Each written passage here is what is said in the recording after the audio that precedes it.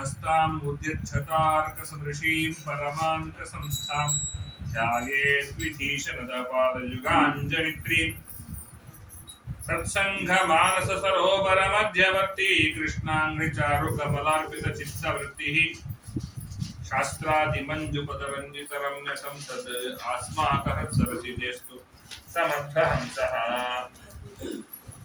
गुरुमखिलगुणज्ञं सद्गुणैकाधिवासं शमदमपरिनिष्ठं सत्त्वनिष्ठं वरिष्ठं सकलभजनशिष्टं नित्यनिर्धूतकष्टं हयवकपदनिष्ठं मां भजन्तु प्रपन्नाः भवति यदनुभावादेडमु कोऽपि वाग्मी जडमतिरपि जन्तुः जायते प्राज्ञमौलिः सकलवचनचेतो देवता भारती सा मामचसि निधत्तां सन्निधिं मानसे च नमोऽवस्तात्विकाः देवाः विष्णुभक्तिपरायणाः धर्ममार्गे प्रेरयन्तु भवन्तः सर्व एव हि मुकोऽपि यत्प्रसादेन मुकुन्दशयनायते राजराजायते रिक्तो राघवेन्द्रं तमश्रये तपस्वाध्यायशुश्रूषा कृष्णपूजारतं मुनिं विश्वेशमिष्टदं वन्दे परिव्राट् चक्रवर्तिनं सीतार्यजीवनादर्शं गीताचार्योक्तिपालकं ख्यातं खगभजन्यस्तचेतसन्मोहिमद्गुरुं श्रीगुरुभ्यो नमः हरिः ओम् स्वस्ति सुहतां महेशन्मङ्गलानि भवन्तु सम्यक् श्लोकैकश्रवणपठनमात्रेण वक्तृश्च श्रोतॄणां निखिलकलिकृतकल्मषापनोदनपटुतले श्रीमद्भागवते दशमस्कन्धे अद्य कथानुवादः किञ्चित् पूर्वकथानुवादः जन्माद्यस्य यतोऽन्वयादितरतश्चार्थेष्वविघ्नस्वराट् तेने ब्रह्महृदाय आदिकवये मुह्यन्ति यं सूर्यः तेजो वारिमृतां यथा विनिमयो यत्र त्रिसर्गो वृषा धाम्ना स्वेन सदा निरस्तकुहकं सत्यं परं धीमहि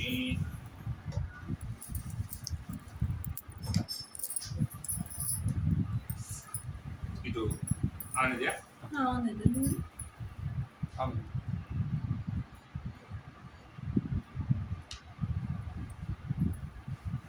ದಶಮಸ್ಕಂದದಲ್ಲಿ ರುಕ್ಮಿಣಿ ಕಲ್ಯಾಣದವರೆಗೆ ನಿನ್ನೆ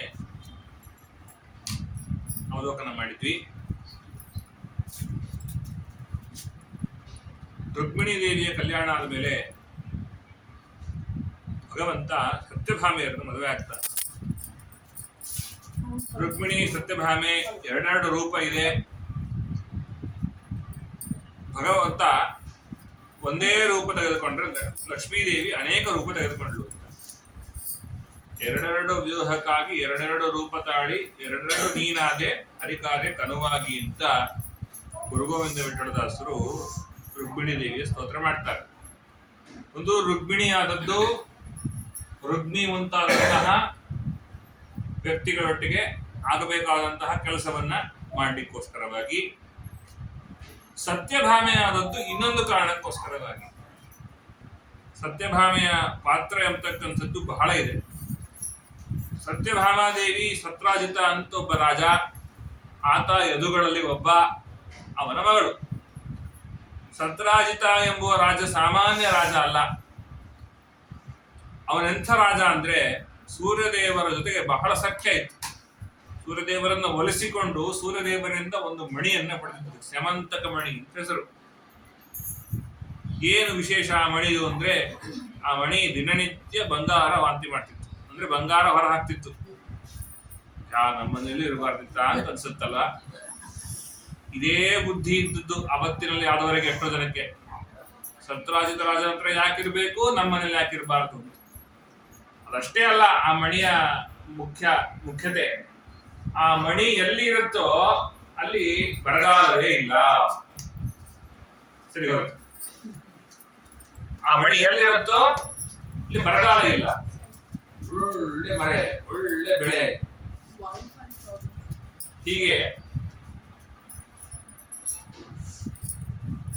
ಹೀಗೆ ಒಳ್ಳೆಯ ಬೆಳೆ ಮಳೆ ಕೊಡುವಂತಹದ್ದು ಆಗಿತ್ತು ಆ ಮಣಿ. ಆಗ ಯಾರು ತಾನೇ ಕಂಡು ಬಿಡಲ್ಲ. ಆ ಮಣಿ ಹಿಂದೆ ಓಡಿದವರು ಅವರೆಲ್ಲ ಇವರಲ್ಲ. ಕೃಷ್ಣ ಪರಮಾತ್ಮ ಆ ಮಣಿಯನ್ನು ನಮಗೆ ಕೊಡು ಅಂತ ಕೇಳ್ತಾನೆ. ಯಾಕೆ? ಆ ಮಣಿ ನಿನ್ನ ಹತ್ರ ಇದ್ದೇನಿರುತ್ತೆ, ರಾಜನ ಹತ್ರ ಇದ್ರೆ ಎಲ್ಲರಿಗೂ ಅದರ ಲಭ್ಯ ಆಗತ್ತಲ್ವಾ. ಸತ್ರಾಜಿತಂದು ಹಠ ಇದೆ, ನಾನು ತಪಸ್ಸು ಮಾಡಿ ಪಡೆದದ್ದು, ನಾನು ಒಲಿಸಿಕೊಂಡು ಪಡೆದದ್ದು, ಹಾಗಾಗಿ ಅದು ಕೊಡಲ್ಲ. ಕೃಷ್ಣನ ಜೊತೆ ಹೀಗೊಂದ್ಸಲ ವಾತ್ಸಾಟ ಆಗಿತ್ತಲ್ವಾ, ಅನಂತರ ಯಾರಾದ್ರೂ ಆ ಮಣಿಯನ್ನ ಎಲ್ಲಿ ತಗೊಂಡಿದ್ದಾರೆ, ಕಳ್ಕೋಗಿದೆ ಅಂತ ಕೇಳಿದ್ರೆ ಕೃಷ್ಣನ್ನೇ ಬೆಟ್ಟು ಮಾಡೋದು ಸುತರ ಆಗೋಗಿತ್ತು. ಆ ಸವಂತಕ ಮಣಿ ದೊಡ್ಡ ಮಣಿ, ಈ ಕೆಲವು ಸತಿ ಕೆಲವರಿಗೆಲ್ಲ ಶೋಕಿ ಇರುತ್ತೆ. ಎಲ್ಲಾರು ಹೋಗ್ಬೇಕಾದ್ರೆ ಅಪ್ಪ ಅಮ್ಮಂದ್ರು ಮನೆಯಲ್ಲಿ ಏನಾದ್ರು ವಸ್ತು ಇಟ್ಟಿದ್ರೆ ಅದನ್ನ ಹಾಕೊಂಡು ಹೋಗೋದು ತಪ್ಪಲ್ಲ. ಅದರ ಮೇಲೆ ಜವಾಬ್ದಾರಿ ಇದ್ರೆ ತಗೊಂಡು ಹೋಗ್ಬೇಕು. ಅದರ ಮಹತ್ವ ಗೊತ್ತಿದ್ದು 10 ಲಕ್ಷ ರೂಪಾಯಿ ವಾಚು ತಂದು ಇಟ್ಬಿಟ್ಟಿರ್ತಾರೆ ಅಪ್ಪ ಅಮ್ಮಂದ್ರ ಮನೆಯಲ್ಲಿ, ಮಕ್ಕಳು ಗೊತ್ತಿರಲಿಲ್ಲ ಹಾಕೊಂಡು ಹೋಗ್ತಾರೆ, ಗೊತ್ತೇನೋ ನನ್ನ ವಾಚ್ ಇದು ಅಂತ. 2ನೇ ದಿವಸ ಕೈಯೇ ಕಡ್ಕೊಂಡು ಹೋಗ್ತಾರೆ, ಸಿಗಬೇಕು ಅಂತ. ಅದಕ್ಕೆ ಜವಾಬ್ದಾರಿ ಇಲ್ಲದೆ ಇರೋರು ಬೆಲೆ ಬಾಳೋ ವಸ್ತುವನ್ನು ಇಟ್ಕೊಳ್ಬಾರ್ದು ಅಂತ ಹೇಳ್ತಾರೆ ಭಾಗವತ. ಪ್ರಸೇನ ಅಂತ ಸತ್ರಾಜಿತನ ಮಗ, ನಮ್ಮ ತಮ್ಮ, ಅವನೇನ್ ಮಾಡಿದ, ಅವ್ರ ಅಣ್ಣ ಹತ್ರ ಇದ್ದ ಮಣಿಯನ್ನ ಕತ್ತಿಗೆ ಹಾಕೊಂಡು ಬೇಟೆಗೆ ಅಂತ ಹೋದ. ಕೃಷ್ಣ ಪರಮಾತ್ಮ ಕೇಳ್ದ, ಮಣಿಯನ್ನ ಕೊಡು, ರಾಜನ ಬಳಿ ಇರ್ಲಿ ಅಂತ. ಆದ್ರೆ ಇಲ್ಲ ನಾನ್ ತಪಸ್ ಮಾಡಿ ಪಡೆದದ್ದು ಯಾರು ಕೊಡೋದಿಲ್ಲ ಅಂತ. ಆದ್ರೆ ಪ್ರಸೇನ ಅಂತ ತೊಂದ್ರೆ ಇಲ್ಲ, ತಮ್ಮ. ನಾವೆಲ್ಲ ಹಾಗೆ ಮಾಡ್ತೀವಲ್ಲ, ಮಠಕ್ ಮಂದಿರಕ್ಕೆ ಅಂದ್ರೆ ನಾನು ನಿಜರೂಪೇ ಕೊಡೋದೇ ಇಲ್ಲ. ಸ್ವಾಮಿ ಬಂದಿದ್ದಾರೆ ನಿಜರೂಪೇ ಬೇಕಂತ ಕೊಡಿ, ನಮ್ಮನೆದಪ್ಪ ನಾನು ಕೊಡಲ್ಲ. ಇನ್ಯಾವುದೋ ಏನೇನೋ ಮಾಡ್ಬೇಕು ಅಂದ್ರೆ ಎಲ್ಲದಕ್ಕೂ ಇರುತ್ತೆ ಅಲ್ವಾ. ನಮ್ಮ ವಸ್ತುಗಳನ್ನ ನಮ್ಮ ಮನೆಯವರು ಬಳಸ್ಬೋದೇ ಹೊರತು ಬೇರೆಯವರು ಬಳಸಬಾರ್ದು. ಲೋಕಕ್ಕೆ ಒಳ್ಳೇದಾಗೋದಾದ್ರೆ ಅದರಲ್ಲಿ ಫಸ್ಟ್ ತ್ಯಾಗ ಮಾಡ್ಬೇಕು ಅಂತ ಬುದ್ಧಿ ಇರ್ಬೇಕು. ಸತ್ರಾಜಿತಂಗ ಅದಿರ್ಲಿಲ್ಲ, ಪ್ರಸೇನ ಹಾಕೊಂಡು ಹೋದ ಶೋಗೆ ಅಂತ. ಒಳ್ಳೆ ಪ್ರಮೇಯ, ಬೇಟೆ ನೋಡ್ರಿ ಎಂಥ ಮಣಿ ಹಾಕೊಂಡ್ ಬಂದಿದ್ದಾನೆ ಅಂತ. ನೋಡಿದವರೆಲ್ಲ ಅದನ್ನ ನೋಡ್ತಾರೆ.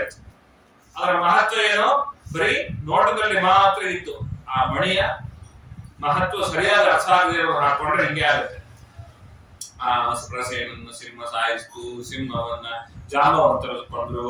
ಜಾಂಬವಂತರಿಗೆ ಆ ಮಣಿಯ ಮಹತ್ವ ಗೊತ್ತಿತ್ತು. ಆ ಮಣಿ ತಗೊಂಡು ಹೋಗಿ ತಮ್ಮ ಮನೆಯಲ್ಲಿ ಇಟ್ಟಿದ್ರು. ಆ ಮಣಿಯನ್ನ ತಗೊಂಡು ಮಗು ಅಳ್ತಾ ಇದ್ರೆ ನಾವೆಲ್ಲ ಏನ್ ಮಾಡ್ತೀವಿ, ಮನೆಯಲ್ಲಿ ಮಗು ಅಳ್ತಾ ಇದ್ರೆ ಅಳ್ಬೇಡ ಫೋನ್ ಕೊಡ್ತೀನಿ ಅಂತಲ್ವಾ. ಹಾಗೇನೆ ಸಮಾಂತಕ ಮಣಿ ಅಂತಂದ್ರೆ ಫೋನ್ ಕೊಡಬಾರದು. ಯಾಕೆ, ಮಕ್ಕಳಿಗೆ ಏನ್ ಗೊತ್ತಿರ್ತದ್ರ ಮಹತ್ವ. ಅದರಿಂದ ಕೆಟ್ಟದ್ದು ಆಗ್ಬೋದು, ಒಳ್ಳೇದು ಆಗ್ಬೋದು. ಆದ್ರೆ ಕೆಟ್ಟದ್ದಾದ್ರೆ ನಿಮ್ ಮಕ್ಕಳನ್ನ ಬಾಯಿಗೆ ತಳ್ಳಿಕ್ ಪಾಪ ನಿಮ್ಗೆ ಬರುತ್ತೆ. ಮಕ್ಕಳಿಗೆ ಫೋನ್ ಕೊಟ್ಟು ಅಭ್ಯಾಸ ಮಾಡಿಸ್ಬೇಡ್ರಿ, ಅದು ಬಹಳ ಕೆಟ್ಟ. ಮೊದಲಾಗಿದ್ರೆ ಟಿವಿ ನೋಡ್ತಾ ಇದ್ರು, ನಮ್ಮ ಮನೆ ಟಿವಿ ಇಲ್ಲಾಂದ್ರೆ ಪಕ್ಕದ ಮನೆಗೆ ನೋಡ್ಕೊಂಡ್ ಬರೋದು. ಏನ್ ಚಟಾನೋ ಏನೋ ಅಂತ ಬೈದು ಹಾಕೋರು. ಕೊನೆಗೆ ನಮ್ಮ ಮನೆಗೆ ಒಂದು ಟಿವಿ ಬರ್ತದೆ. ಟಿವಿ ಬಂದಾಗ ಪರವಾಗಿಲ್ಲ, 4 ಜನ ಒಟ್ಟಿಗೆ ನೋಡೋ ತರ ನೋಡ್ಬೋದು. ಮೊಬೈಲ್ ಕೊಟ್ಬಿಟ್ರೆ ಏನ್ ಗತಿ ಅಂತ ಮಕ್ಕಳ ಕೈಯಲ್ಲಿ. ಹಾಗಾಗಿ ಸವಂತಕ ಮಣಿಯನ್ನ ಇಟ್ಟು ನೋಡಪ್ಪ, ಆಳ್ಬೇಡ ಈ ಮಣಿ ನಿಂಗೆ ಕೊಡ್ತೀನಿ ಅಂತ ಜಾಂಬವಂತಿಯರು ಆಡ್ತಾ ಇದ್ರು. ಈ ಪ್ರಸಂಗ ಇಷ್ಟ ಆದ್ರೆ ಅಲ್ಲಿ ಪ್ರಸೇನ ಸತ್ತದ್ದನ್ನ ತಿಳ್ಕೊಂಡು ಪ್ರಸೇನನ್ನ ಕೊಂದು ನನ್ನ ಮಣಿಯನ್ನು ತೆಗೆದುಕೊಂಡು ಹೋಗಿದ್ದಾನೆ. ಅದಕ್ಕೆ ಕೃಷ್ಣ ಅಂದ, ನನಗೂ ಅದಕ್ಕೂ ಸಂಬಂಧ ಏನಪ್ಪಾ, ನಿಂಗೇನು ಮಣಿ ವಾಪಸ್ ಬೇಕಾ, ನಾನು ಹುಡ್ಕೊಂಡ್ ಬರ್ತೀನಿ ಅಂತ ಕೃಷ್ಣ ಪರಮಾತ್ಮ ಹೋದ. ಪ್ರಸೇನನ ಹತ್ರ ಹೋದ್ರೆ ಪ್ರಸೇನ ಸಿಂಹ ಗುರುತಿತ್ತು, ಸಿಂಹದ ಹೆಜ್ಜೆ ಹೋದ್ರೆ ಅಲ್ಲಿ ಕರಡಿ ಹೆಜ್ಜೆ ಗುರುತಿತ್ತು. ಅದು ನೋಡ್ಕೊಂಡು ಹಿಂಗ್ ಹೋದ್ರೆ ಪೋರ್ಬಂದರ್ ಹತ್ರ ಒಂದು ಜಾಗ ಇದೆ, ಜಾಂಬವಂತ ಗುಹಾ ಅಂತ. ಚೆನ್ನಾಗಿದೆ, ಎಷ್ಟು ಬಿಸಿಲಿದ್ರು ಒಳಗಡೆ ತಂಪಿರುತ್ತೆ, ತುಂಬಾ ಚೆನ್ನಾಗಿದೆ. ನಾನು ಹೋಗಿದ್ದೀನಿ ಅಲ್ಲಿ. ಆ ಜಾಂಬವಂತ ಗುಹಾಕ್ಕೆ ಹೋದ್ರು. ಅಲ್ಲಿ ಕೃಷ್ಣ ಪರಮಾತ್ಮ ಹೇಳ್ದ, ನಾನು ಇಲ್ಲಿ ಒಳಗ್ ಹೋಗ್ತೇನೆ, ಹೋದವ ಬರ್ತೇನೆ, ನೀವ್ ಯಾರು ಒಳಗ್ ಬರ್ಬೇಡ್ರಿ, ನಾನು ತುಂಬಾ ದಿವಸ ಬರ್ಲಿಲ್ಲ, ವಾಪಸ್ ಊರು ಹೊರಟೋಗ್ಬಿಡ್ರಿ. ಕೃಷ್ಣ ಅಂದ, ವಾಪಸ್ ನಾನು ಬರೋಕಂತ ಕಾಯ್ಬೇಡ್ರಿ, ಹೊರಟೋಗ್ಬಿಡ್ರಿ ಅಂತ. ಅವ್ರು ಅನ್ಕೊಂಡ್ರು ಕೃಷ್ಣ ಹೋಗಿ ಯುದ್ಧ ಮಾಡ್ಕೊಂಡ್ ಬರ್ತಾನೆ, ಆ ಕರಡಿ ಕಿತ್ಕೊಂಡ್ ಬರ್ತಾನೆ, ಅಕಸ್ಮಾತ್ ಏನಾದ್ರು ಕೃಷ್ಣ ಇಲ್ಲ ಅಂದ್ರೆ ನಾವು ಹೋಗ್ಬಿಡ್ರಿ ಅಂತ ಅನ್ಕೊಂಡು ಒಂದು 10 ದಿವಸ ಕಾದು ಕೃಷ್ಣ ಪರಮಾತ್ಮ ಕೃಷ್ಣಾರ್ಪಣ ಅಂತ ಅನ್ಕೊಂಡು ಅವರೆಲ್ಲ ವಾಪಸ್ ಹೋದ್ರು. ಎಲ್ಲರಿಗೂ ಕೃಷ್ಣ ಸತ್ತೋದ ಅಂತಾನೆ ಭ್ರಮೆ ಇತ್ತು. ಕೃಷ್ಣ ಪರಮಾತ್ಮ 28 ದಿವಸ ಯುದ್ಧ ಮಾಡ್ತಾನೆ. ಕೊನೆಗೆ ಇನ್ ಎಷ್ಟು ದಿವಸ ಯುದ್ಧ ಮಾಡಿದ್ರಿ ಏನಂತೆ, ಅವ ಕೃಷ್ಣ ರಾಮ ಇಬ್ರು ಒಂದೇ ಅಂತ ಜ್ಞಾನ ಇಲ್ಲದೇ ಇರೋ ಕಾರಣದಿಂದಾಗಿ ಜಾಂಬವಂತರು ಯುದ್ಧ ಮಾಡ್ತಾ ಇದ್ರು.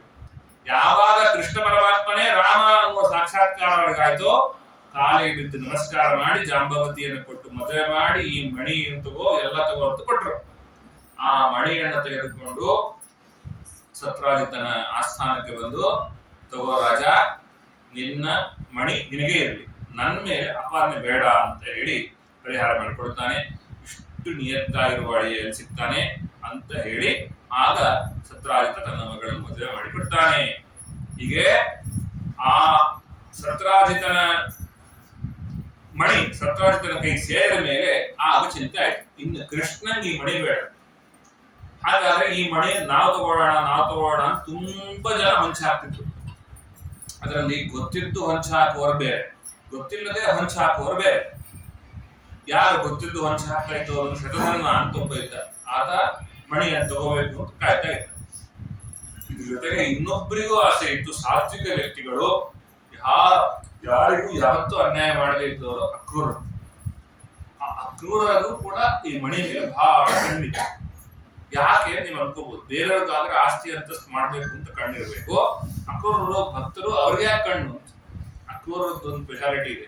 ಅಕ್ರೂರರ ತಂದೆ ಸ್ವಫಲ್ಕ ಅಂತ. ಅವರದ್ದು ಏನು ಅಂದ್ರೆ, ಸ್ವಫಲ್ಕರು ಎಲ್ಲಾದ್ರೂ ಬಂದ್ರೆ, ಎಲ್ಲಾದ್ರೂ ಕಾಲ್ ಹಿಟ್ರೆ ಆ ಊರ್ನಲ್ಲೆಲ್ಲ ಸುಭಿಕ್ಷೆ. ಅಷ್ಟು ತಪಸ್ಸು. ಒಂದ್ಸತಿ ಯಾವುದೋ ಬರಗಾಲ ಬಂದ ಊರಿಗೆ ಸ್ವಫಲ್ಕರನ್ನು ಕರ್ಕೊಂಡ್ಬರ್ರಿ, ಮಳೆ ಆಗತ್ತೆ ಅಂದ್ರು. ಅವರು ಗಾಡಿ ಇನ್ನು ಊರ್ ಬಾರ್ಡರ್ ದಾಟಕ್ಕಿಲ್ಲ, ಆಗ್ಲೇ ಮಳೆ ಶುರು ಆಗುತ್ತೆ. ಇನ್ನು ಪಾದ ಕೆಳಕ್ಕಿಟ್ಟಿಲ್ಲ, ಅಷ್ಟು ಪ್ರಭಾವ. ಅದರಿಂದ ಎಲ್ಲಾರು ಏನನ್ನೋರು, ಯಾರು ಅಕ್ರೂರ, ಓ ಅದೇ ಮಳೆ ಬರೆಸ್ತಾ ಇದ್ರಲ್ಲ ಸ್ವಫಲ್ಕ, ಅವ್ರ ಮಗ ಅಲ್ವಾ, ಇವ್ರಿಗೆ ಏನು ಬರಲ್ವಾ, ಇದೆಲ್ಲ ಆಡ್ಕೋತಿದ್ದಲ್ಲ ಹಿಂದೆ. ಅಕ್ರೂರಿಗೆ ಅನಿಸ್ತು, ಈ ಮಣಿ ನನ್ನ ಹತ್ರ ಇದ್ರೆ ನಿತ್ಯ ಯಜ್ಞ ಮಾಡ್ಬೋದು, ನಿತ್ಯ ದಾನ ಮಾಡ್ಬೋದು, ನಿತ್ಯ ಅನೇಕ ಸತ್ಕಾರ್ಯಗಳನ್ನು ಮಾಡ್ಬೋದು. ಅದರಿಂದ ಈ ಮಣಿ ಇತ್ತು ಅಂತಂದ್ರೆ ಅನಾವೃಷ್ಟಿ ಎಲ್ಲ ಹೋಗ್ಬಿಡುತ್ತೆ, ಸುವೃಷ್ಟಿ ಇರುತ್ತೆ. ನಮ್ಮಪ್ಪ ಯಾವ ರೀತಿಯಾಗಿದ್ರೋ ಅದೇ ರೀತಿಯಾಗಿ ನಾನಿದ್ದೆ ಅನ್ನೋ ಹೆಸರು ಬರುತ್ತೆ. ಹಾಗಾಗಿ ಮಣಿ ಮೇಲೆ ಆಸೆ. ಸುರನಂದ ಬಂದ್ರೆ ಮಣಿಯನ್ನು ಇಬ್ಬರು ಕದ್ದು ಬಿಡೋಣ, ಇಬ್ರು ತಗೊಂಡು ಹೋಗ್ಬಿಡೋಣ. ಆಮೇಲೆ ಯಾರು ಹಂಚ್ಕೋಬೇಕು ಹಂಚ್ಕೊಳ್ಳೋಣ. ಸುರನಂದ ಬರ್ತಾನೆ, ಸತ್ರಾಜಿತನ ಕೊಲೆ ಮಾಡ್ತಾನೆ. ಕೊಲೆ ಮಾಡಿ ಮಣಿ ತಗೊಂಡು ಹೋಗ್ತಾನೆ. ತಗೊಂಡು ಹೋದ್ರ ಕೃಷ್ಣ ಬೆನ್ನಟ್ಟಿ ಬರೋದು ಖಂಡಿತ ಅಂತ ಹೇಳಿ ಅಕ್ರೂರನ ಇಟ್ಕೊಂಡಿರುವಂತ ಕೊಟ್ಟು ಹೋಗ್ಬಿಡ್ತಾನೆ. ಇದು ಏನಾಗತ್ತೆ, ಸತ್ಯಭಾಮಾದೇವಿ ಆ ಅವನ ಕಲೆಯವರನ್ನ ಎಣ್ಣೆಯಲ್ಲಿ ಹಾಗೆ ಇಡಿಸ್ತಾನೆ. ನನ್ನ ಅಪ್ಪನನ್ನ ಕೊಂದವರು ಯಾರು ಅಂತ ನನಗೆ ಗೊತ್ತಾಗ್ಬೇಕು, ಅವರು ಹತ್ರ ಇರೋ ಮಣಿ ವಾಪಸ್ ಬರ್ಬೇಕು. ಯಾಕೆ ಅಪ್ಪನ ಹತ್ರ ಇರೋ ಆಸ್ತಿ ನನ್ ಬರ್ಬೇಕು ಅಂತ ಸತ್ಯಭಾಮೆ ಆಸೆ. ಬಲರಾಮದೇವರಂತ ಈ ಮಣಿ ಈಗ ಬಲ ಇಲ್ಲದೆ ಇರೋದಂತ ಸಿಕ್ಕಿಬಿಟ್ರೆ ಎಲ್ಲ ಹಾಳಾಗಿ ಹೋಗುತ್ತೆ ಅಲ್ವಾ. ಯಾವ್ದಾದ್ರು ಉತ್ಕೃಷ್ಟ ವಸ್ತು ಶಕ್ತಿಶಾಲಿಯಾಗಿ ಇಲ್ಲದೆ ಇರೋ ವ್ಯಕ್ತಿಗಳನ್ನು ಸಿಕ್ಕಿಬಿಟ್ರೆ ಯಾರಾದ್ರೂ ಬೇರೆ ತಗೊಂಡು ಹೋಗ್ಬೋದು, ನಾಶ ಆಗ್ಬೋದು. ಅದರಿಂದ ಈಗ ನಮ್ಮ ಇರಬೇಕು ಅಂತ ಬಲರಾಮದೇವರಿಗೆ ಆಸೆ ಇತ್ತು. ಬಲರಾಮದೇವರು ಕೃಷ್ಣದೇವರು ಶರತನ್ನು ಅಟಿಸ್ಕೊಂಡು ಹೋಗ್ತಾರೆ. ಒಂದು ಜಾಗದಲ್ಲಿ ಆ ಶರತನ ಕುದುರೆ ಸತ್ತು ಬಿದ್ದು ಬಿಡುತ್ತೆ. ಯಾಕಂದ್ರೆ ಓಡಿಸಿ ನಿಲ್ಸೋದೇ ಇಲ್ಲ ಕುದುರೆ ಆದ್ರೆ ಸುತ್ತೋಲ್ವೇ, ಹಂಗೇನೆ ಆ ಕುದುರೆ ಸತ್ತು ಹೋಗುತ್ತೆ. ಅಲ್ಲಿಂದ ಓಡ್ಕೊಂಡು ಹೋಗ್ತಾನೆ. ಕೃಷ್ಣ ಅಂತ ಅಣ್ಣ ತಡಿ, ನಾನು ಹೋಗ್ತೇನೆ ಅಟ್ಟಿಸ್ಕೊಂಡು ಅಂತ. ಕೃಷ್ಣ ಅವನಿಂದನೇ ಅಟ್ಟಿಸ್ಕೊಂಡು ಹೋಗ್ತಾನೆ. ಶರತನನ್ನ ಕೊಂದಾದ ಮೇಲೆ ನೋಡ್ತಾನೆ, ಮಣಿ ಇಲ್ಲ. ಅಷ್ಟೊತ್ತಿಗೆ ಬಲರಾಮದೇವರು ಬರ್ತಾರೆ, ಬಂದು ಕೇಳ್ತಾರೆ, ಕೃಷ್ಣ ಮಣಿ ಕೊಡು ಅಂತ. ಅಣ್ಣ ಮಣಿ ಇಲ್ಲ. ಬಲರಾಮದೇವರಿಗೆ ಅನಿಸುತ್ತೆ, ಕೃಷ್ಣ ಪರಮಾತ್ಮ ಮಣಿ ಕೃಷ್ಣ ಹತ್ರ ಇರ್ಬೇಕು, ಅವನು ಸತ್ಯಭಾಮೆಗೆ ಅದನ್ನು ಕೊಡಬೇಕು ಅನ್ನುವ ಕಾರಣಕ್ಕೋಸ್ಕರವಾಗಿ ನನ್ನ ಸುಳ್ಳು ಹೇಳ್ತಾ ಇದ್ದಾನೆ ತಿಳ್ಕೊಂಡು ಬಲರಾಮದೇವರು ಸಿಟ್ಟಾದವರಾಗಿ ಮಾತೆ ಬಿಟ್ರಂತ. ಎಷ್ಟು ವರ್ಷ? 5 ವರ್ಷ ಮಾತೆ ಬಿಟ್ರಂತ. ಕೃಷ್ಣ ಬಲರಾಮ ಇಬ್ರು ಮಾತಾಡದೇ ಇರುವ ಒಂದು ತಿಳಿದೆ, ಪಂಚವಾರ್ಷಿಕ ಯೋಜನಾ. ಆ ಸಮಯದಲ್ಲಿ ಮಿಥಿಲಾ ಪಟ್ಟಣಕ್ಕೆ ಹೋಗಿ ಬಿಡ್ತೀನಿ, ನಾನು ದ್ವಾರಕೆ ಬೇಡ, ನೀರು ಬೇಡ, ಯಾದವರು ಬೇಡ, ಏನು ಬೇಡ ಅಂತ ಹೇಳಿ ಸಿಟ್ಟಾಗಿ ಹೋದ್ರು. ಹಾಗೆ ಸಿಟ್ಟಾಗಿ ಹೋದವರನ್ನ ವಾಪಸ್ ಕಳಿಸ್ತಾನೆ ಕೃಷ್ಣ. ಯಾವಾಗ? 5 ವರ್ಷ ಆದ್ಮೇಲೆ ಮಣಿ ಸಿಕ್ಕಿದೆ. ಮಣಿಯ ಯಾರಿಗೆ ಸೇರ್ಬೇಕು ಅವ್ರಿಗೆ ಸೇರಿಸಲಾಗುತ್ತೆ, ಅದರಿಂದ ಅಣ್ಣ ಬರ್ಬೇಕು. ಬಲರಾಮದೇವರು ಮಣಿ ಆಸೆಗೆ ಬರ್ತಾರೆ. ಆ ಸಭೆಯಲ್ಲಿ ಕೃಷ್ಣ ಇದ್ದಾನೆ. ಆ ಸಭೆಯಲ್ಲಿ ಎಲ್ಲ ಯಾದವರಿದ್ದಾರೆ, ಅಕ್ರೂರನೂ ಇದ್ದಾನೆ. ಆದ್ರೆ ಯಾರಿಗೂ ಗೊತ್ತಿಲ್ಲ ಅಕ್ರೂರನ ಬಳಿ ಮಣಿ ಇದೆ ಅಂತ ಹೇಳಿ. ಅಕ್ರೂರ ಆ ಒಂದು ವಿಶ್ವಾಸದಲ್ಲಿ ಬಂದಿದ್ದಾರೆ. ಕೃಷ್ಣನ ಬಳಿ ಬಲರಾಮದೇವರು ಕೇಳಿದ್ರು, ಎಲ್ಲಿ ಕೃಷ್ಣ ಮಣಿ ತರಿಸ್ತೀನಿ ಅಂತ ಹೇಳ್ಬಿಟ್ಟು, ಎಲ್ಲಿದೆ ಆ ಮಣಿ, ಏನ್ ತಗೊಂಡೋಗಿದ್ದೀಯಲ್ವಾ ಅಂತ ಹೇಳಿ ಹೇಳ್ತಾನೆ. ಆಗ ಕೃಷ್ಣ ಪರಮಾತ್ಮ ಹೇಳ್ತಾನೆ, ಅಕ್ರೂರ ಇದಿಷ್ಟು ಕಥೆ ಇಷ್ಟು ವಿಸ್ತಾರವಾಗಿಲ್ಲ, ಹರಿವಂಶದಲ್ಲಿದೆ. ಅಕ್ರೂರ ಆ ಮಣಿ ತೆಗೆದಿಡು. ಎಲ್ಲರಿಗೂ ಗಾಬರಿ. ಅಕ್ಕೂ ನನ್ನ ಹತ್ರ ಮಣಿ ಇದೆಯಾ, ನಮಗೆ ಗೊತ್ತೇ ಆಗ್ಲಿಲ್ಲಲ್ಲ. ಆಗ ಹೇಳ್ತಾರೆ, ಅಲ್ಲ ಯಾರು ಮಾಡದೇ ಇರುವ ಯಾಗವನ್ನ 5 ವರ್ಷದಿಂದ ದಿನನಿತ್ಯ ಮಾಡ್ತಾ ಇದ್ದಾನೆ, ಅಷ್ಟು ಬಂಗಾರ ದಾನ ಕೊಡ್ತಾ ಇದ್ದಾನೆ, ಅಷ್ಟು ಉಪಚಾರಗಳನ್ನು ಮಾಡ್ತಾ ಇದ್ದಾನೆ, ಅವನಿಗೆ ದುಡ್ಡು ಎಲ್ಲಿಂದ ಬಂತು ಅಂತ ತಿಳ್ಕೊಳ್ತೀವಿ. ಈ ಮಣಿಯಿಂದ ಬಂದದ್ದು. ಅಕ್ರೂರ, ಆ ಮಣಿಯನ್ನು ತೋರಿಸು. ಆ ಮಣಿ ಇನ್ನೊಬ್ಬರಿಗೆ ಇರುವುದೇ ಸರಿ. ಯಾಕೆ? ಸತ್ಕಾರ್ಯಕ್ಕೆ ವಿನಿಯೋಗ ಮಾಡುವ ಕಾರಣದಿಂದಾಗಿ ಆ ಮಣಿ ನಿನ್ನ ಬಳಿಯಲ್ಲೇ ಇರಬೇಕು. ನಾನು 100% ಗ್ಯಾರಂಟಿ ಕೊಡ್ತೀನಿ, ಆ ಮಣಿಯನ್ನು ಯಾರು ತಗೊಳ್ಳೋದಿಲ್ಲ. ಆ ಮಣಿ ನಿಂಗೆ ಇರುತ್ತೆ, ತೋರಿಸು ಅಂದಾಗ ಆಗ ತನ್ನ ಒಳ ಗಂಟಿಂದ ಆ ಮಣಿಯನ್ನು ತೆಗಿತಾನೆ. ಜನರಿಗೆಲ್ಲ ಖಾತ್ರಿ ಆಯ್ತು, ಕೃಷ್ಣ 2ನೇ ಸಲ ಕಳ್ಳ ಅಲ್ಲ ಅಂತ ಪ್ರೂವ್ ಮಾಡ್ಕೊಂಡ. ಅಂತಂತ ಎಲ್ಲರೂ ಕೃಷ್ಣನ್ ಬೇನ್ ಮೇಲೆ ಯಾಕಂದ್ರೆ ಚಿಕ್ಕವನಿದ್ದಾಗಿಂದ ಸರಿ ಬೆಣ್ಣೆ ತಿಂದು ಕದ್ದು ಪಕ್ಕದ ಮನೆಯವ್ರೆಲ್ಲ ತಗೊಂಡ್ಬರ್ತಿದ್ದ, ಅವನಿಗೆ ಮಣಿ ಬಿಡ್ತಾನ ಅಂತ ಅಣ್ಣೋರೇ ಜಾಸ್ತಿ. ಆದ್ರೆ ಕೃಷ್ಣನ್ ಮೇಲಿರುವ ಅಪವಾದವನ್ನ ಕಳಚಿಕೊಂಡ. ಹಾಗೆ ಆ ಮಣಿಯನ್ನ ಯಾರಿಗೆ ಸೇರ್ಬೇಕು ಅವ್ರಿಗೆ ಸೇರಿಸಲಾಯ್ತು. ಇಷ್ಟ ಆದ್ಮೇಲೆ ಅನೇಕ ಮದುವೆ ಆಗಿದೆ. ಒಂದು ಮದುವೆ ಕತೆ ಹಿಂಗೆ, ರುಕ್ಮಿಣಿ ಮದುವೆ ಕತೆ ಹಂಗೆ, ಸತ್ಯವಾದ ಮದುವೆ ಕತೆ ಹಿಂಗೆ. ಇನ್ನು ಮದುವೆ ಆದವ್ರು ಎಷ್ಟು ಜನ ಲೆಕ್ಕ ಹಾಕ್ರಿ. ಹಾಗಾಗಿ ಅದೆಲ್ಲ ಹೇಳ್ತಾ ಕೂಡ ಆಗೋಲ್ಲ. ಕಾಳಿಂದ ವಿವಾಹ ಆದ, ಮಿತ್ರರಿಂದ ವಿವಾಹ ಆದ, ನೀಲ ವಿವಾಹ ಆದ. ನೀಲ 2 ಬಾರಿ ವಿವಾಹ ಆದ. ಒಂದು ಉಪನಯನಕ್ಕಿಂತ ಮುಂಚೆನೆ ಗೂಳಿಗಳನ್ನು ಹೊಡೆದು ವಿವಾಹ ಆದ್ರೆ, ಉಪನಯನ ಎಲ್ಲ ಆದ್ಮೇಲೆ ಮತ್ತೆ ಗೂಳಿಗಳನ್ನು ಹೊಡೆದು ವಿವಾಹ ಆದ. ಭದ್ರ ರಕ್ಷಣಾ ಸ್ವಯಂವರ ಅಂತೂ ಬಹಳ ಕಷ್ಟದ್ದು. ಮಹಾಭಾರತದಲ್ಲಿರುವ ಟಫೆಸ್ಟ್ ಸ್ವಯಂವರ ಅಂದ್ರೆ ರಕ್ಷಣಾ ಸ್ವಯಂವರ. ಯಾಕೆ? ಅದಾಗಲೇ ಸ್ವಯಂವರ ಆಗೋಗಿತ್ತು ದ್ರೌಪದಿದು. ಆ ಸ್ವಯಂವರದಲ್ಲಿ ಇಂಥ ಷರತ್ತಿದ್ದಾರೆ ಅಂತ ಗೊತ್ತಾಗ್ಬಿಟ್ಟಿತ್ತು. ಹಾಗಾಗಿ ರಕ್ಷಣಾ ಸ್ವಯಂವರದಲ್ಲಿ ಇದಕ್ಕಿಂತ ಟಫೆಸ್ಟ್ ಇಡಬೇಕು ಅಂತ ಬಾಣವನ್ನ ಬಿಡಬೇಕು. ಅದ್ರ ವೇದ ಕೆಳಗಿರ್ಬೇಕು. ಆದ್ರೆ ಅದರ ಯಾವ ಜಾಗಕ್ಕೆ ಬಾಣ ಬಿಡ್ಬೇಕಲ್ಲ ಅದನ್ನು ಮುಚ್ಚಿಬಿಟ್ಟಿದ್ದಾರೆ. ಅಂದ್ರೆ ಅದರ ಪ್ರತಿಬಿಂಬ ಇನ್ಯಾವುದಕ್ಕೋ ಬಿದ್ದು, ತೈಡದಲ್ಲಿ ಬಿದ್ದು, ಅದನ್ನ ನೋಡಿ ಅಲ್ಲಿ ಬಿಡಬೇಕು. ಇದೇನ್ ಕಷ್ಟ ಮಹಾ ಅನ್ಬೇಡ್ರಿ, ಮುರಿದ ಬಾಣದಿಂದ ಹೊಡಿಬೇಕು. ಇದು ಕೃಷ್ಣನ ಮೇಲಿದ್ದಂತಹ ಷರತ್ತು. ಅಂದ್ರೆ ಎಲ್ಲರಿಗೂ ಇತ್ತು. ದುರ್ಯೋಧನಾದಿಗಳು ಬಂದ್ರು, ಅವರು ಪ್ರಯತ್ನ ಪಟ್ರು, ಸುಣ್ಣಾದರು. ಅಂದ್ರೆ ಕೃಷ್ಣ ಪರಮಾತ್ಮ ಸರಿಯಾಗಿ ಬಾಣವೇದವನ್ನು ಮಾಡಿದ. ಆಚಾರ್ಯ ಹೇಳ್ತಾರೆ, ಈ ಸಮಯದಲ್ಲಿ ಯಾರ್ಯಾರು ಪ್ರಯತ್ನ ಪಟ್ರು, ದುರ್ಯೋಧನ, ಕರ್ಣ ಇವರೆಲ್ಲ ಪ್ರಯತ್ನ ಪಟ್ರು. ಅದಕ್ಕೆ ಭಾಗವತ ಧರ್ಮ ಅಂದ್ರೆ ಅದು ವಾಯುದೇವರಲ್ಲಿ ಇರುವಂತಹದ್ದು ಯಾವ ರೀತಿ ಇಲ್ಲ. ಯಾಕೆ? ಭೀಮಸೇನ ದೇವರು ಭೀಮಸೇನ ನೀನ್ ಪ್ರಯತ್ನ ಪಡ್ತೀಯಪ್ಪ ಅಂತ ತಲೆ ಬಗ್ಗಿಸಿ ಕೂತು ಅವರು ತಲೆ ಎತ್ತಲೇ ಇಲ್ಲ. ಯಾಕಂದ್ರೆ ಭಗವಂತನಿಗೆ ಸಂಬಂಧಪಟ್ಟಂದ್ರಲ್ಲಿ ನಾವು ಯಾವುದೇ ವಿಧವಾದಂತಹ ಆಶ್ರಯಾಂಶಗಳನ್ನು ಪಡಬಾರದು. ಆಗಿರುವ ಲಕ್ಷಣ ಸ್ವಯಂ ರಮಾದೇವಿಯರ ಸನ್ನಿಧಾನ ವಿಶೇಷಿತರಾದ ಷಣ್ಮಹಿಷಿ. ಅದರಿಂದಾಗಿ ಅವರನ್ನ ವಿವಾಹವಾಗುವುದು ಅಂದ್ರೇನು ಅಪಚಾರ ಅಂತ ತಲೆನೇ ಎತ್ತಲಿಲ್ಲ. ಅರ್ಜುನ ತನ್ನ ಕಾಂಪಿಟೇಷನ್ ತೋರಿಸ್ಲಿಕ್ಕೋಸ್ಕರವಾಗಿ ಅಲ್ಲಿ ತನಕ ಬಾಣ ಬೀಳೋದಕ್ಕೆ ಹೋದ್ರು ಕೂಡ ಬಾಣವೇ ಅಂದ್ರೆ ಗುರಿಯನ್ನ ಭೇದಿಸಲಿಲ್ಲ. ಅಂದ್ರೆ ಕೃಷ್ಣ ಪರಮಾತ್ಮ ಗುರಿದ ಬಾಣದಿಂದಾಗಿ ಗುರಿಯನ್ನ ಭೇದಿಸಿ ಲಕ್ಷಣ ವಿವಾಹವನ್ನು ಮಾಡಿಕೊಳ್ತಾನೆ. ಇಷ್ಟೆಲ್ಲ ಆಯ್ತು. ಇದರ ಮಧ್ಯದಲ್ಲಿ ಇಲ್ಲಿ ಹೇಳಿರುವ ಪ್ರಸಂಗ ಬೇರೆ ಕಡೆ ಬರುತ್ತೆ. ರುಕ್ಮಿಣಿನ್ ಕರ್ಕೊಂಡು ಒಂದು ದಿವಸ ರೇವತ ಪರ್ವತದಲ್ಲಿದ್ದ. ಯಾವ ಸಂದರ್ಭದಲ್ಲಿ ಅಂದ್ರೆ ಇಂದ್ರಪ್ರಸ್ಥ ನಿರ್ಮಾಣ ಆದ್ಮೇಲೆ ಅಲ್ಲಿಗೆಲ್ಲ ಯಜ್ಞ ಮಂಟಪಕ್ಕೆ ಬಂದವರೆಲ್ಲರೂ ಇಲ್ಲೇ ಹತ್ರದಲ್ಲಿ ರೇವತ ಪರ್ವತ ಅಂತ ಒಂದು ಪರ್ವತ ಇದೆ, ಅದು ತುಂಬಾ ಚೆನ್ನಾಗಿದೆ, ದ್ವಾರಕ ನಿರ್ಮಾಣ ಮಾಡಿದ್ದಾರೆ. ಯಾರಾದ್ರೂ ಬಂದವರು ನಿಮ್ ಏನೇ ಚೆನ್ನಾಗಿದೆ ಅಂತ ನೋಡ್ಕೊಂಡು ಅವ್ರು ಬರ್ತಾರ? ಬರಲ್ಲ. ಆದ್ರೆ ಕೃಷ್ಣ ಪರಮಾತ್ಮ ಮಾಡಿದಂತಹ ಪಟ್ಟಣ ದ್ವಾರಕ ನಿರ್ಮಾಣ ಇದೆಯಲ್ವಾ, ಅದನ್ನು ನೋಡ್ಲಿಕ್ಕೆ ಕಣ್ಸಾಲಲ್ಲ ಅಂತ ಬೇರೆ ಬೇರೆ ಊರಿಂದ ಬಂದವರು ಆ ಹಸ್ತಿನಾವತಿಯ ಹತ್ರ ಇಂದ್ರಪ್ರಸ್ಥದಲ್ಲಿ ಆ ಯಜ್ಞ ಯಾಗಾದಿಗಳ ಕರ್ಮಗಳನ್ನು ಮುಗಿಸ್ಕೊಂಡವರು ಇಲ್ಲಿಗೆ ಬಂದು ನೋಡ್ಕೊಂಡು ಹೋಗೋದು. ಹಿಂಗೆ ಬಂದವರೆಲ್ಲ ನೋಡ್ಕೊಂಡು ಹೋಗಕ್ ಬಂದಾಗ ಒಂದು ದಿವಸ ನಾರದರು ಬಂದಂತೆ ಧನ್ಯಾಶ್ಚರ್ಯೋಪಾಖ್ಯಾನ ಅಂತ ಹೇಳ್ತಾರೆ. ಈ ಆಖ್ಯಾನವನ್ನ ಕೃಷ್ಣ ನೀನು ಧನ್ಯ, ನೀನು ಆಶ್ಚರ್ಯ ಅಂದ್ರು. ಕೃಷ್ಣ ಅಂದ ನಾನೊಬ್ಬನೇ ಅಲ್ಲ, ದಕ್ಷಿಣಾದೇವಿಯಿಂದ ಕೂಡ್ಕೊಂಡು ಅಂತಂದ. ಆ ಜನ ಎಲ್ಲ ನೋಡ್ತಾ ಇದ್ರು. ಇಂಥ ಉಪನ್ಯಾಸ ನಾರದ್ರು ಮಾಡಿದ್ರೆ ಅರ್ಚನೆ ಆಗದಿದ್ದವ್ರು ಏನ್ ಅನ್ಬೇಕು, ನಮಗೆ ಇಂಚು ಬಿಡಿಸ್ಬಿಟ್ಟು ಹೇಳಪ್ಪ ಕೃಷ್ಣ ಅಂದ್ರು. ನಾನೇ ಯಾಕೆ ನಾರದ್ರೆ ಹೇಳ್ತಾರೆ ಉತ್ತರ ಅಂತ.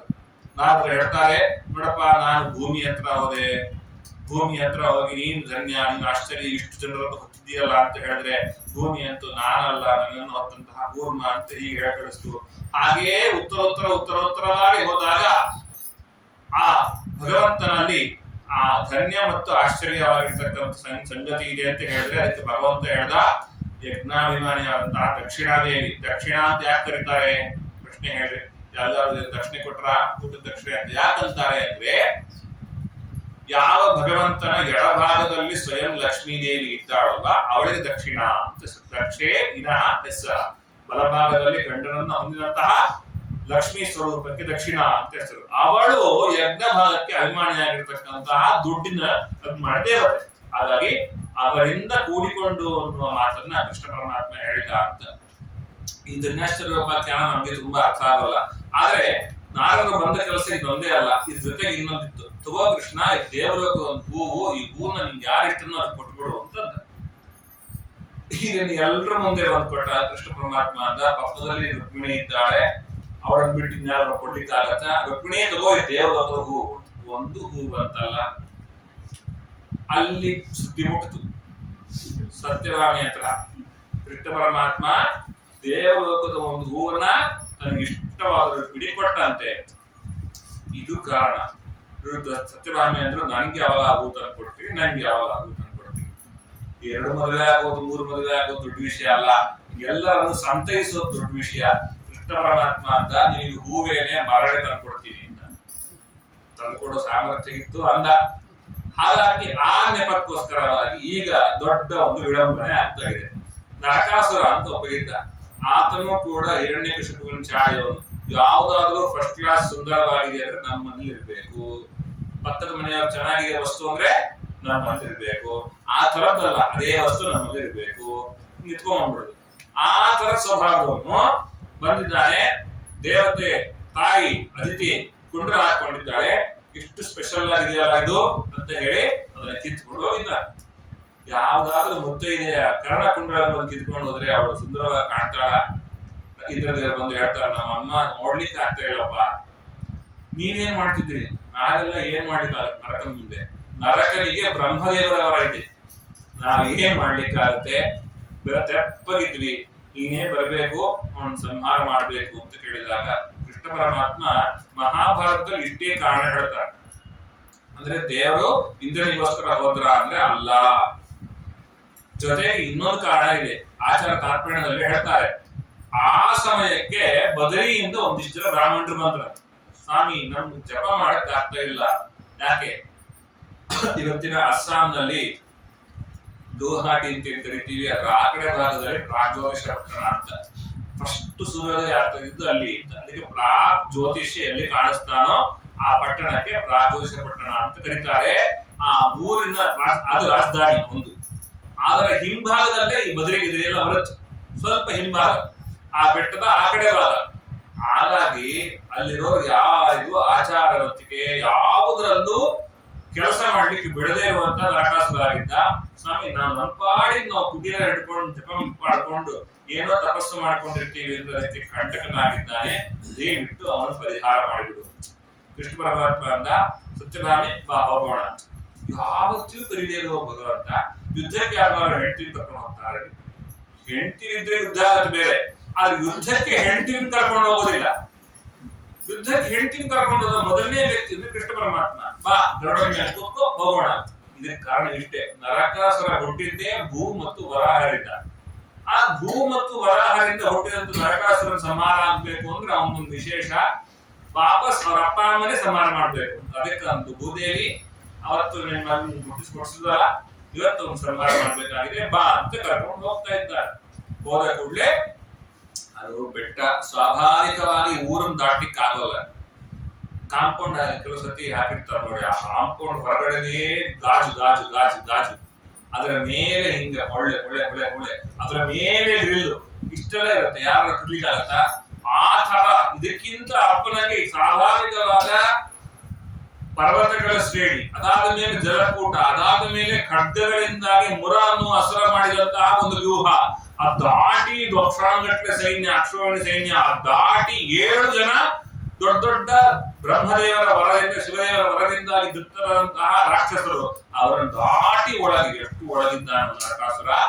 ಅದರಿಂದ ಆ ನರಕಾಸುರನ ಬಳಿ ಹೋಗ್ಬೇಕು ಅಂದ್ರೆ ಎಲ್ಲರನ್ನು ಚಕ್ರದಿಂದ ಭೇದಿಸಿಕೊಂಡು ಭಗವಂತ ಪ್ರವೇಶ ಮಾಡ್ತಾ ಇದ್ದಾನೆ. ನರಕಾಸುರನ ಸಂಹಾರ ಮಾಡ್ಬೇಕಾದ್ರೆ ನರಕಾಸುರನ ಸ್ವತಂತ್ರ ನಟನೆ ಮಾಡಿ ಆಗ ಕೃಷ್ಣ ಪರಮಾತ್ಮನ ಬದುಕಿಸುವ ರೀತಿಯಲ್ಲಿ ನಾಟಕವಾಡಿ, ಸತ್ಯಭಾಮೆ ಬಿಲ್ಲನ್ನು ಹಿಡಿದಾಗ ಬಾಣವನ್ನು ಭಗವಂತ ಬಿಟ್ಟು ಅಪ್ಪ ಅಮ್ಮ ಇಬ್ರು ಸೇರಿ ಮಕ್ಕಳನ್ನು ಸಂಹಾರ ಮಾಡಿದ್ದಾರೆ. ಏನ್ ಹೇಳಲಿಕ್ಕೆ ಬಂದ್ರು ಅಂದ್ರೆ ಭಾಗವತ, ಅಮ್ಮ ಬೈದಾಗ ಅಪ್ಪ ಸುಂದರಿ ನಿಂಗೆ ಗೊತ್ತಿಲ್ಲ ಅಂತ ಹೇಳಿ, ಅಪ್ಪ ಬೈದಾಗ ಅಮ್ಮ ಸುಂದರಿ ನಿಂಗೆ ಗೊತ್ತಿಲ್ಲ ಅಂತ ಹೇಳಿ ಮಕ್ಕಳು ತಪ್ಪು ಮಾಡಿದಾಗ ಮಾಡಬಾರ್ದು. ಮಕ್ಕಳು ತಪ್ಪು ಮಾಡಿದ್ರೆ ಇಬ್ರು ಸೇರಿ ದಂಡನೆ ಕೊಡಬೇಕು. ಒಬ್ಬರು ಮಕ್ಕಳಿಗೆ ಚಾಕ್ಲೇಟ್ ಕೊಡ್ತಾ ಇರೋದು, ಇನ್ನೊಬ್ರು ಬೈತಾ ಇರೋದು, ಹಿಂಗೆ ಮಾಡಿದ್ರೆ ಮಕ್ಕಳೇ ಹಾಳಾಗ್ತಾರೆ. ನರಕಾಸುರ ಏನ್ ಮಾಡಿದ್ದ, ಅವ್ರಿವ್ರ ಮಕ್ಕಳು ಅಂತ ಹೇಳಿ 16,300 ಜನ ಹೆಣ್ಣು ಮಕ್ಕಳು ಕರ್ಕೊಂಡ್ ಬಂದಿದ್ದ. ಯಾಕೆಂದ್ರೆ ನಾಳೆ ಇವ್ರನ್ನ ಮದುವೆ ಆಗ್ಬೋದು ಅಂತ. ಇವರು ವಯಸ್ಕರಾದಾಗ ಇವ್ರ ಮದುವೆ ಆಗ್ಲಿಕ್ಕೆ ನಾನೇ ಆಯ್ತು ಅಂತ ಹೇಳಿ ಅಷ್ಟು ಜನ ಹೆಣ್ಣು ಮಕ್ಕಳನ್ನ ಕರ್ಕೊಂಡ್ ಬಂದವನು ಸ್ನಾನ, ಬಟ್ಟೆ, ಆಹಾರ ಎಲ್ಲದರಲ್ಲೂ ರಚನೆ ಮಾಡಿದ್ದಾನೆ. ಎಲ್ಲ ಹಿಂಗಿದ್ರೆ ಕೃಷ್ಣ ಪರಮಾತ್ಮ ಅಲ್ಲಿದ್ದಂತಹ ಒಂದು ದೊಡ್ಡ ಆನೆ ಭಗದತ್ತನಿಗೆ ಕೊಟ್ಟು ಮಿಕ್ಕಿದಂತಹ ಆನೆಗಳನ್ನೆಲ್ಲ ತಾನು ಕಳಿಸಿ ಅವರವರನ್ನೆಲ್ಲ ಅವ್ರ ಊರಿಗೆ ಕಳಿಸ್ಬಿಡ್ತಾನೆ ಅಂತ ಹೇಳ್ತಾನೆ. ನಾವೆಲ್ಲ ಏನ್ ಅನ್ಕೋತೀವಿ, 16,300 ಜನನು ಕೃಷ್ಣ ಪರಮಾತ್ಮನೇ ಬಂದು ಮದುವೆ ಮಾಡ್ಕೊಂಡ ಅಲ್ಲ. ರಿಕ್ವೆಸ್ಟ್ ಲೆಟರ್ ಫಸ್ಟ್ ಅಲ್ಲಿಂದ ಬಂದದ್ದು. ಕೃಷ್ಣ, ನಾವೆಲ್ಲ ರನ್ನಂಗೂರ್ಗೆ ಹೋದ್ರೆ ನಮ್ಗೆ ಮದುವೆ ಆಗೋರು ಯಾರು? ಯಾಕೆ? ಒಬ್ಬನ ಪರಪುರುಷನ ಅಧೀನದಲ್ಲಿ ಇಷ್ಟು ವರ್ಷ ಕಾರಾಗೃಹದಲ್ಲಿದ್ರೆ ನಮ್ಗೆ ಏನೆಲ್ಲ ಆಗಿರ್ಬೋದು ಅಂತ ಎಷ್ಟು ಜನ ಆಡ್ಕೊಳ್ತಾರೆ ಮಾಡ್ತಾರೆ, ನಮ್ಗೆ ಬಾಳ್ ಕೊಡೋದು ಯಾರು? ಹಾಗಾಗಿ ಏನ್ ಮಾಡ್ಬೇಕು, ನಮ್ಮನ್ನೆಲ್ಲ ಮದುವೆ ನೀನೇ ಆಗ್ಬೇಕು. ಕೃಷ್ಣ ಪರಮಾತ್ಮ ಅಷ್ಟೂ ಜನಕ್ಕೂ ಕೂಡ ಹೊಸ ಹೊಸ ಬಟ್ಟೆಯನ್ನು ಕೊಡಿಸಿ ಅವರಿಗೆ ಎಣ್ಣೆ ಸ್ನಾನ ಮಾಡಿಸಿ ತಾನು ಎಣ್ಣೆ ಸ್ನಾನ ಮಾಡಿದ. ಆದ್ದರಿಂದಾಗಿ ನರಕ ಚತುರ್ದಶಿ ದಿವಸ ಎಲ್ಲ ಮಾಡ್ಬೇಕು ಅಂತ ಅಷ್ಟೇ ಗೊತ್ತಲ್ವಾ? ನರಕವನ್ನ ಕೊಂದದ್ದರಿಂದಾಗಿ ನರಕ ಚತುರ್ದಶಿ ಅಲ್ಲ, ಆ ಡೇಟ್ ಅಂಡ್ ಟೈಮ್ ಇಟ್ಕೊಂಡಿದ್ದ ಕೃಷ್ಣ. ಯಾಕೆ ಅಂದ್ರೆ ನರಕವನ್ನು ಸಂಹಾರ ಮಾಡೋ ನೆಪದಲ್ಲಿ ಜನರಿಗೆ ಮತ್ತೆ ಅಳಿಸಿ ಹೋದಂತಹ ಕಲ್ಚರ್ ತರಬೇಕು. ಕೃಷ್ಣನ ಕಾಳಜಿ ಇದು. ಯಾಕೆ? ನರಕ ಚತುರ್ದಶಿ ದಿವಸ ನಾವು ಸ್ನಾನ ಮಾಡೋದು ನರಕನ ಸಂಹಾರ ಮಾಡುವ ನೆಪದಿಂದಾಗಿ ಅಂತ ಅನ್ಕೊಂಡಿದ್ದೇವೆ. ವಾಸ್ತವದಲ್ಲಿ ನರಕಕ್ಕೆ ಹೋಗಬಾರ್ದು ಅಂದ್ರೆ ಅವತ್ತು ಸ್ನಾನ ಮಾಡ್ಬೇಕು. ನರಕವನ್ನ ತಪ್ಪಿಸುವ ಚತುರ್ದಶಿ ಆದ್ರಿಂದಾಗಿ ನರಕ ಚತುರ್ದಶಿ ಅಂತ ಹೆಸರು. ಅದಕ್ಕೆ ಅದು ನೆಪ ಮಾಡ್ಕೊಂಡು ಎರಡೊಂದಾಗ್ಲಿ ಅಂತ ಅವತ್ತಿಗೆ ಅವನು ತ್ರಯೋದಶಿ ದಿವಸ ಸಂಹಾರ ಮಾಡಿದ. ಅವತ್ತಿನ ದಿವಸ ಬೆಳಗ್ಗೆ ಅಲ್ಲ, ಅವತ್ತಿನ ದಿವಸ ಬೆಳಗ್ಗೆ ಏನ್ ಮಾಡಿದ್ದು, ಹೆಣ್ಣು ಮಕ್ಕಳಿಗೆಲ್ಲ ಏನ್ ವಸ್ತ್ರಗಳು ಕೊಟ್ಟು ಆದರ ಉಪಚಾರ ಯೋಚನೆ ಮಾಡಿ. ನಮ್ಮ ಮನೆಯಲ್ಲಿ 5 ಜನ ಮುತ್ತೈದೆ ಇರ್ತಾರೆ, ಒಬ್ಬೊಬ್ರು ಬಂದು ಸುಮ್ನೆ ಬೆಟ್ಟಲ್ಲಿ ಹಚ್ಚಿದ್ರೆ ತಿಪ್ಪ ಅಂತ ಆಗತ್ತಲ್ವಾ? 16,300 ಜನ. ಈಗ ಹೇಳಿದ್ರೆ ಕೃಷ್ಣ ಪರಮಾತ್ಮ ವೈಭವ ಅಷ್ಟೂ ಜನ ಬಂದು ಅಭ್ಯಂಗ ಮಾಡಿರ್ತಾರೆ. ಒಬ್ರು 1 ಸೆಕೆಂಡ್ ಅಂದ್ರೆ ಎಷ್ಟೊತ್ತಾಯ್ತು, ಅಷ್ಟೂ ಜನ ಸೇರಿಸಿ ಭಗವಂತನಿಗೆ ಸ್ನಾನ ಮಾಡಿಸ್ತಾ ಇದ್ದಾರೆ. ಎಲ್ಲರೂ ಮದುವೆ ಆಗ್ತಾರೆ. ಕೃಷ್ಣ ಪರಮಾತ್ಮನ 16,108 ಜನನ ಮದುವೆ ಆದ ಕಥೆ ಇದೆಯಲ್ವಾ, ಬಹಳ ಸೋಜಿಗ. ಇವತ್ತು ಮೈಕ್ ಮುಂದೆ ಕೂತ್ಕೊಂಡು ಟಿವಿಯಲ್ಲಿ ಅವನು ಅಂತವನು ಇಂಥವನು ಅಂತ ಅನ್ನೋದು ಸಹಜ. ಆದ್ರೆ ಯಾರು ವಾದರಾಜರು ಕೇಳ್ತಾರೆ, ಎಲ್ಲಾದ್ರೂ ಲೆಕ್ಕಾಚಂತ ಸರಿ ಮಾಡೋರಿದ್ದಾರ ಅಂತ. ಯಾಕೆ? ಕೃಷ್ಣ ಪರಮಾತ್ಮ ಯೋಗಿ ಅಲ್ಲದೆ ಇದ್ರೆ ಒಬ್ಬೊಬ್ಬರಲ್ಲಿ 10 ಒಂದರಂತೆ ಹೇಗೆ ಮಕ್ಕಳನ್ನ ಪಡ್ಲಿಕ್ಕೆ ಸಾಧ್ಯ? ಅಂದ್ರೆ 10 ಗಂಡು ಮಕ್ಕಳು 1 ಹೆಣ್ಣು ಮಗು, 10 ಗಂಡು ಮಕ್ಕಳು 1 ವ್ಯತ್ಯಾಸ ಆಗ್ಬೇಕಾ? ಪಾಪ ಯಾರಾದ್ರು ನಿಮ್ ಗಂಡು ಮಗು ಹಾಗೆ ಆಗುತ್ತೆ ಅಂದ್ರು, ಅವ್ರಿಗೊಂದು ಹೆಣ್ಣು ಮಗು ಆಯ್ತು. ನೆಕ್ಸ್ಟ್ ಗಂಡು ಹಾಗೆ ಆಗುತ್ತೆ ಅಂದ್ರು, ಅವ್ರಿಗೊಂದು ಇನ್ನೊಂದು ಹೆಣ್ಣು ಮಗು ಆಯ್ತು. ನೆಕ್ಸ್ಟ್ ನೋಡ್ರಿ ಅವಳಿ ಜೋಡಿ ಗಂಡ ಆಗುತ್ತೆ ಅಂದ್ರು, ಅವಳಿ ಜೋಡಿ ಹೆಣ್ಣಾಗುತ್ತೆ. ನಮ್ ಕೈ ನಿಂತಿದ್ರೆ ಯಾವಾಗ ಬೇಕಾದ್ರೆ ಏನ್ ಬೇಕಾದ್ರೂ ಆಗ್ಬೋದು. ಅದಕ್ಕೆ ದೊಡ್ಡವರು ಬಹಳ ವಿಚಿತ್ರ. ಪರ್ಯಾಯದಲ್ಲಿ ಸ್ವಾಮಿಗಳು ಕೂತಿದ್ರು. ಸ್ವಾಮಿಗಳು ಕೂತಾಗ ಸ್ವಾಮಿಗಳ ಮಂತ್ರಾಕ್ಷತೆ ಫಲ ಏನು ಅಂತ ಹೇಳ್ತೀವಿ. ಅವ್ರು ಜಪ ಮಾಡ್ಬೇಕಲ್ಲ, ಮಂತ್ರಾಕ್ಷತೆ ಇಟ್ಕೊಂಡು ಜಪ ಮಾಡ್ತಿದ್ರು. ಒಂದ್ಸತಿ ಒಂದು ದಂಪತಿಗಳು ಬಂದ್ರು, ಸ್ವಾಮಿ ಮದುವೆ ಆಯ್ತು, ತುಂಬಾ ದಿವಸ ಆಯ್ತು, ಮಕ್ಕಳಾಗಿಲ್ಲ, ಒಂದು ಮಗು ಆಗ್ಬೇಕು ಅಂತ ಕೇಳಿದ್ರು. ಹೌದಾ ಅಂತ ಒಂದು ಕಾಯಿ ತಗೊಂಡ್ರು, ಮಂತ್ರಾಕ್ಷತೆ ತಗೊಂಡ್ರು, ಮಂತ್ರ ಹೇಳಿದ್ರು. ನಮ್ದೆಲ್ಲ ಮಂತ್ರ ಹೇಳಲ್ಲ, ಯಾಕಂದ್ರೆ ನಾವೆಲ್ಲ ಏನನ್ನು ಮಾಡ್ಬಿಡ್ತೀವಿ. ಕೊಟ್ಟು ಆಯ್ತು, ಹಿಂಗ್ ಹೋಗ್ತಾ ಇದ್ದವ್ರು ಮತ್ತೆ ಬಂದ್ರು, ಸ್ವಾಮಿ ಹೆಣ್ಣಾಗ್ಬೇಕು ಅಂದ್ರು. ಸರಿ ಅಂತ ಆ ಹೋಗ್ ಸೈಡ್ ಇದ್ದು ಇನ್ನೊಂದೆಲ್ಲ ಕಾಯ್ಕೊಂಡು ಕೊಟ್ಮೇಲೆ 1 ವರ್ಷ ಬಿಟ್ಟು ನೆಕ್ಸ್ಟ್ ಪರ್ಯಾಯ ಮುಗಿಯೋದಕ್ಕೆ ಬಂದ್ರು. ಸ್ವಾಮಿ ಅಂತ 2 ಮಕ್ಕಳು ಹತ್ಕೊಂಡ್ಬಂದ್ರು. 2 ಮಕ್ಕಳು ಹತ್ಕೊಂಡ್ಬಂದ್ರೆ 2 ಹೆಣ್ಣು. 2 ಹೆಣ್ಣಾಗಿದೆ. ಸ್ವಾಮಿ 2 ಹೆಣ್ಣಾಯ್ತು ಅಂತ ನಮಸ್ಕಾರ ಮಾಡಿದ್ರು. ಹೌದಾ ಸ್ವಾಮಿ, ನಾವು 2 ಕಾಯಿ ಕೊಟ್ಟಿದ್ವಿ, 2 ಹೆಣ್ಣಾಯ್ತು. ಅದು ನನ್ ನೆನಪಿದೆ. ಮೊದಲನೇದು ಇವ್ರ ಮನಸ್ಸಿನಲ್ಲಿ ಏನಿದೆಯೋ ಅದಾಗ್ಲಿ ಅಂತ ಕೊಟ್ಟೆ. 2ನೇ ನೀವು ಹೆಣ್ಣಾಗ್ಬೇಕು ಅಂತ ಹೇಳಿದ್ರೆ ಹೆಣ್ಣು ಆಗ್ಲಿ ಕೊಟ್ಟೆ, 2 ಹೆಣ್ಣಾಯ್ತು. ಹಾಗಾಗಿ ಯಾರು ಏನ್ ಬೇಕೋ ಅದು ಆಗೋದಾಗಿದ್ರೆ, ಮಂತ್ರಕ್ಕೆ ಉದುರೋ ಉಪ್ಪಿನಕಾಯಿ ಕಾಯಿ ಆಗಿದ್ರೆ ಬೇರೆ ಪ್ರಶ್ನೆ. ಹಂಗಾದ್ರೆ ಭಗವಂತ ಒಬ್ಬೊಬ್ಬರಲ್ಲಿ ಲೆಕ್ಕ ಮಾಡಿ ಹತ್ತು ಒಂದು ಹೇಗ್ ಸಾಧ್ಯ? ಯೋಗೇಶ್ವರ ಕೃಷ್ಣ ಅವನು ಯೋಗ ಸಾಮರ್ಥ್ಯದಿಂದ ಇರೋನು. ಅದರಿಂದ ಅವನ ಯೋಗ ಸಾಮರ್ಥ್ಯವನ್ನ ಓದ್ದೇ ಇರೋ ಇವ್ರಿಗೆ ಗೊತ್ತಾಗತ್ತೆ. ನಾರದ್ರು ಒಂದ್ಸಲ ಬಂದ್ರಂತೆ, ನೋಡ್ಬೇಕು ನಾನು ಕೃಷ್ಣನ್ ಮನೆ ಹೇಗಿದೆ ಅಂತ ಹೇಳಿ. ಯಾಕೆ? ನಾರದ್ರು ಹೋದ್ ಮನೆಯಲ್ಲೆಲ್ಲ ಪಾತ್ರೆ ಸೌಂಡೇ ಜಾಸ್ತಿ. ಹೋಗ್ರಿ ಇದು ಹೋಗ್ರಿ ಏನು ಪ್ರಯೋಜನ ಇಲ್ಲ, ನೀವೇನು ತಂದಿಲ್ಲ ಮಾಡಿಲ್ಲ ಅಂತ. ಕೃಷ್ಣನ್ ಮನೆ ಕಥೆ ಏನಾಗತ್ತೆ? ಒಬ್ಬರ ಮನೆಯಲ್ಲಿ ಇಬ್ಬಿಬ್ರು ಮೂರು ಜನ ಹೆಂಡತಿರಿದ್ರೆ ಹಿಂಗೆ ಕೃಷ್ಣನ್ 14,108 ಅಂತ ನೋಡ್ಲಿಕ್ಕೆ ಬಂದ್ರು. ಕೃಷ್ಣ ಒಂದ್ ಮನೇಲಿ ಹಾಲು ಕರಿತಾ ಇದ್ದಂತೆ. ಕೃಷ್ಣ ಬೇಕಿತ್ತ ಹಿಂಗಿರೋ ಅಂತ. ಯಾಕೆ? ಮನೆಯಲ್ಲೆಲ್ಲ ಹೆಣ್ಮಕ್ಳು ಹಾಲು ಕರಿಬೇಕು, ನೀನ್ ಕರಿತಿದ್ದಲ್ಲ. ಇಲ್ವೋ, ಅವರೆಲ್ಲ ಮಕ್ಕಳನ್ನ ಆಡಿಸ್ತಾ ಇದ್ದಾರೆ, ಅದರಿಂದ ನಾ ಇದ್ದೀನಿ, ಕರ್ದು ಬನ್ನಿ ಕೂತ್ಕೊಳ್ಳಿ ನಾರದ್ರೆ ಅಂತ ಆದರ ಉಪಚಾರ ಹಾಲು ಗೀಲು ಎಲ್ಲ ಕೊಟ್ಟರು. ಸರಿ ನಾನು ಬರ್ತೇನೆ ಪಕ್ಕದ ಮನೆಗೆ ಹೋದ್ರು. ಅಲ್ಲಿ ಕೃಷ್ಣ ಆರಾಮಾಗಿ ಮಲ್ಕೊಂಡಿದ್ದಾರೆ. ಇನ್ನೊಬ್ಬಳು ಬೀಳೆ ಕೊಡ್ತಾ ಇದ್ದಾರೆ. ಕೃಷ್ಣ ಬನ್ನಿ ನಾರದ್ರೆ ಬರ್ಬೇಕು ಅಂತ ಆಸನ. ಈಗಿನ್ನೂ ಅಲ್ಲಿದ್ದರು. ಅದು ಬೇರೆ ಇದು ಬೇರೆ. ನಂದು ಪ್ರತಿಯೊಬ್ಬ ವ್ಯಕ್ತಿಯ ಒಳಗಡೆ ಇದ್ದು ಬಿಂಬರೂಪನಾಗಿ ಮಾಡಿಸೋ ಜವಾಬ್ದಾರಿ ಬಾ. ಹಾಗೆ ಆದೇಗೋ ಹಿಂಗೆ ಅದು ಅಂದ್ರೆ ಅರ್ಥ ಏನು? ಪ್ರತಿಯೊಬ್ಬ ಜೀವರಾಶಿಯ ಒಳಗೆ ಒಂದೊಂದು ರೂಪ ತೆಗೆದುಕೊಳ್ಳುವಂಗೆ, ಅರ್ಥಾತ್ ಇಂತ ಅಖಿಲ ಕೋಟಿ ಬ್ರಹ್ಮಾಂಡದ ಒಳಗೆ ಒಂದು ರೂಪದಿಂದ ಇರುವಂಗೆ 108 ರೂಪ ದೊಡ್ಡ ವಿಷಯನ. ಅಂತವನಿಗೆ ಎಲ್ಲರಿಗೂ ಎಷ್ಟೆಷ್ಟು ಮಕ್ಕಳಾಗಬೇಕು ಅಂತ ಮುಂದೆ ರೇಖೆ ನೋಡ್ಕೊಂಡು ಜ್ಯೋತಿಷ ನೋಡ್ಕೊಂಡು ಬಂದ್ರು ನಿಮ್ಗೆ ಎಷ್ಟು ಬೇಕೋ ಅಷ್ಟೇ ಮಕ್ಕಳಾಗತ್ತೆ ಅಂತ ಆಗುವಾಗ ಅವನಿಗೆ ಈ ಲೆಕ್ಕದಲ್ಲಿ 10 ಮಕ್ಕಳನ್ನು ಕೊಡ್ಲಿಕ್ಕೆ ದೊಡ್ಡ ವಿಷಯನ. ಅಷ್ಟು ಮಕ್ಕಳನ್ನು ಹುಟ್ಟಿಸಿದ ಮೇಲೆ ಅಷ್ಟು ಜನರನ್ನು ಕೌರವ ಸೈನ್ಯ ಕೊಡೋದು ವಿಷಯನ. ಕೌರವ ಸೈನ್ಯ ಕೊಟ್ಬಿಟ್ರೆ